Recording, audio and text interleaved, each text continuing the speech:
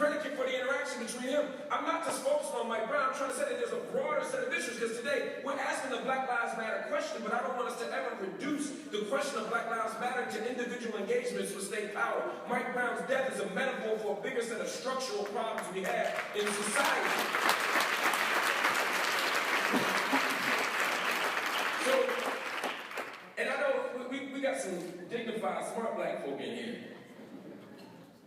Yeah, you know, y'all grew up different than me. And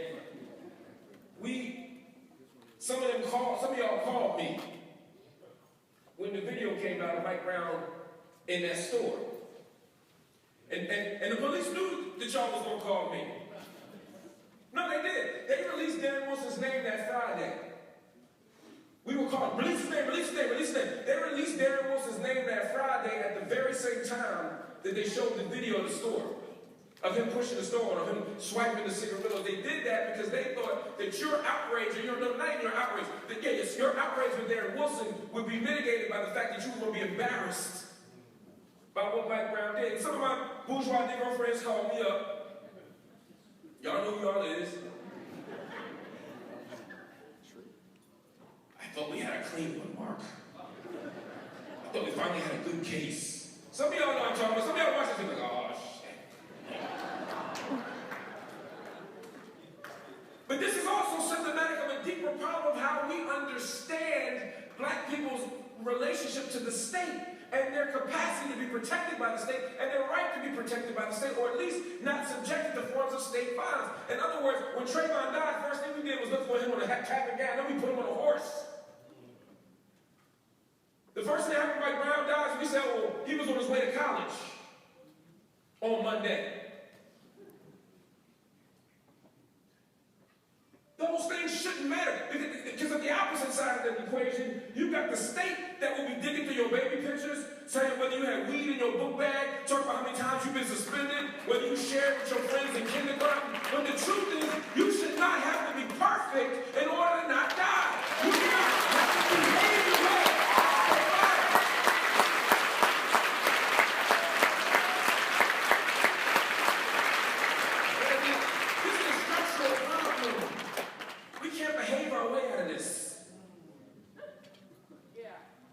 We can't dress our way out of this. We can't speak our way out of this. Well, just do what the officer tells you. Tell it to Philando Castile. See? Pull your pants up. Trayvon's pants is all the way up. Just don't. Freddie Gray ran. No, Freddie Gray looked him in the eyes. That's what, remember the police said, we chased him because he looked us in the eyes. Oh, this is some old school 19th century Negro stuff going on right now. Then they said, well, he ran. Freddie was like, well, y'all was chasing me. And I see what happened when I stand like Eric Garner and don't run. Eric Garner ain't move an inch. They killed him too. You can't behave your way out of this. There is a deeper problem that we have to wrestle with. And I wish that I could paint Ferguson like some bad luck, unfortunate town, but it's not. It's just another town with its own set of problems. But I could go to New York, East Coast. There you go. Y'all messed up too. Because we in Staten Island. And we look at Eric Garner standing up there, and we ask him, does his life matter? What did Eric Garner do? Eric Garner was standing there selling Lucy cigarettes. Out in Sterling. In Louisiana, he's selling CDs. No one, I mean, the brother was selling CDs in 2016. Like, not only is he not bothering us, he ain't disrupting no economy, he ain't hurt nobody's income, Apple ain't mad at him, iTunes, he's selling CDs. Y'all got that New Jersey what? Like, what you selling a CD still? Yeah, Master P.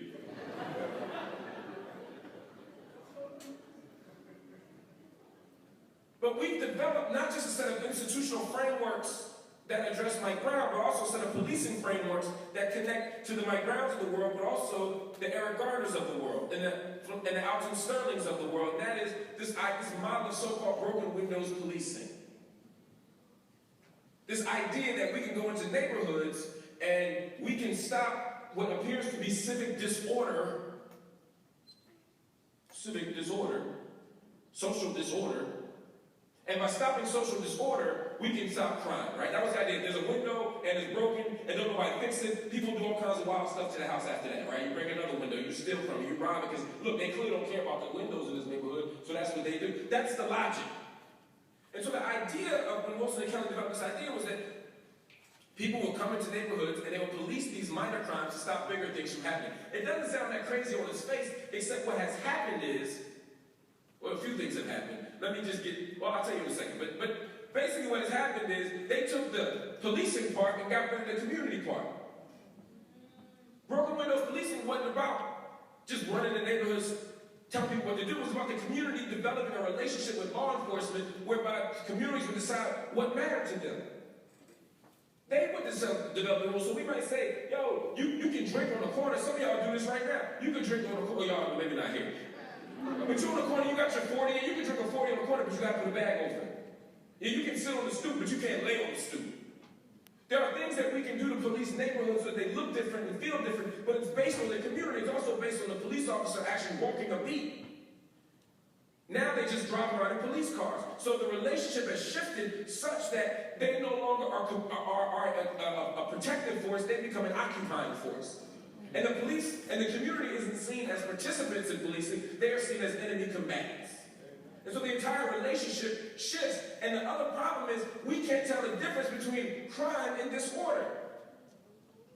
Just for a minute, if you criminological or sociological, the idea of an exogenous variable versus an outcome variable would suggest that the exogenous variable disorder would lead to the outcome variable crime. But the problem is that they're empirically indistinguishable. What does that mean in common parlance? That means that they think they're policing disorder and crime, they're really policing Negroes.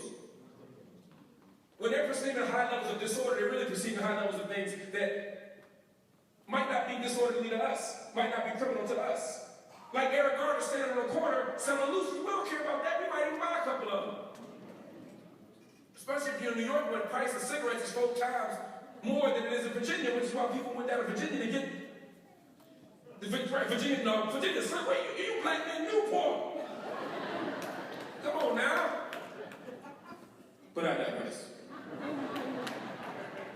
So part of what we have to do is reimagine the relationship between communities and policing, because right now, again, they function as occupying forces, and when they see us and engage us, they don't see black lives that matter.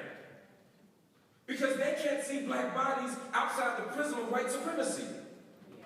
And this ain't just white cops, this is also black cops. It's not about the racial identity of the cop per se, although that does play into it. It's also about how black bodies are read in public space, no matter who you are. So what happens is you become the officer that sees Tamir Rice, who's 12 years old. And you pull up, you jump out the car, and you shoot him. And I don't doubt that they thought Tamir Rice was a dangerous. That ain't my beef. I don't think they had bad intention as such. The problem is that our psyches are programmed in such a way that when we see 12-year-old Tamir Rice, Philando Castile did a wonderful study. UCLA did wonderful studies about this. Stanford did wonderful studies about this. That black boys are seen as older and more criminal than their white counterparts. I'm going to say that again. When police see black people and white people, they tend to see the black ones as older and more criminal than they are. So when they see 12-year-old Tamir Rice, they do think he's 20. And when they see a toy in his hand, they do see a gun. That's the problem. They want you to believe the problem is bad apples. We have bad apples, we have to get rid of that. No, the problem ain't the apples, the problem is the bunch. Not meaning that all cops are bad, meaning really not the bunch, it's the barrel. We got to talk about this, family. We can't continue to think about the black lives without a question through the prison of masculinity. Black men Black men are vulnerable, no doubt. But black women have always been vulnerable in public space.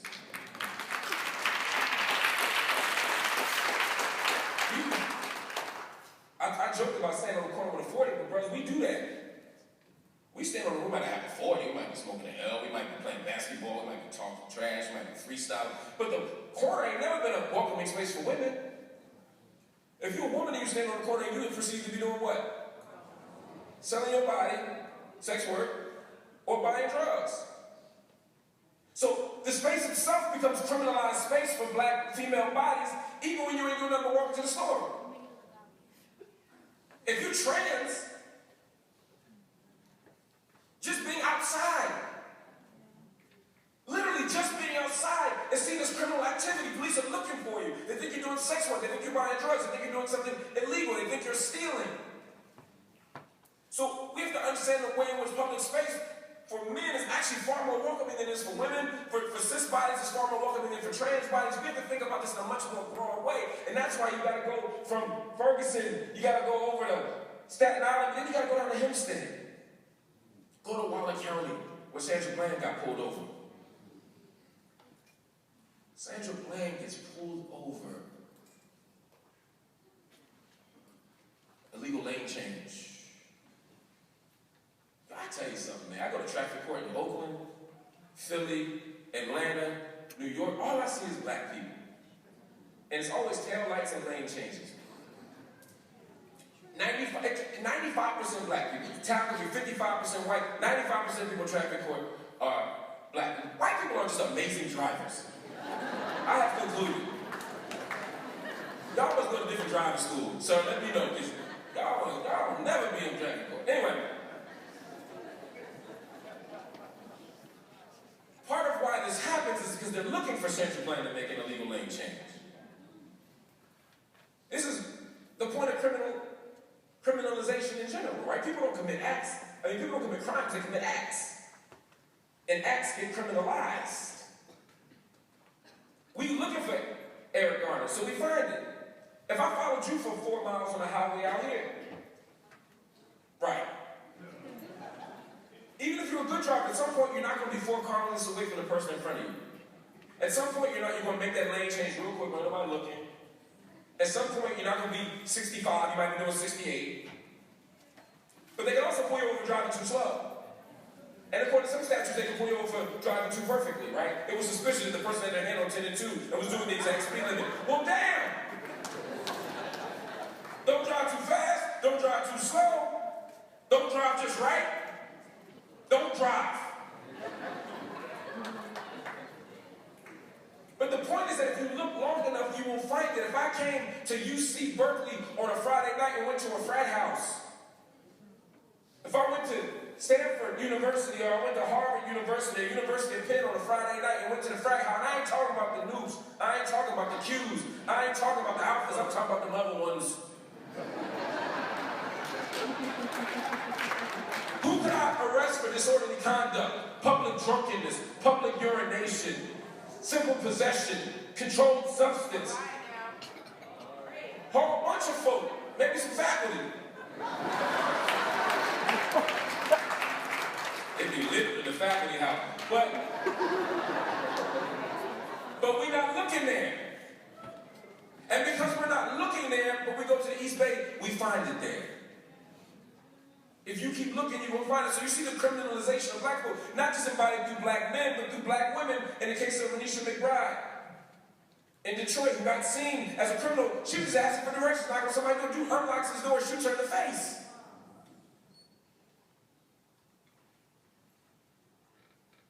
We see it with Mia Hall. Black trans woman gets shot by NSA police. No explainable reason why still. And we see it with Sandra Bland. If we're going to talk about Black Lives Matter, we have to talk about the way in which black women and girls are criminalized for being black women and girls. I'm going to make sure we get this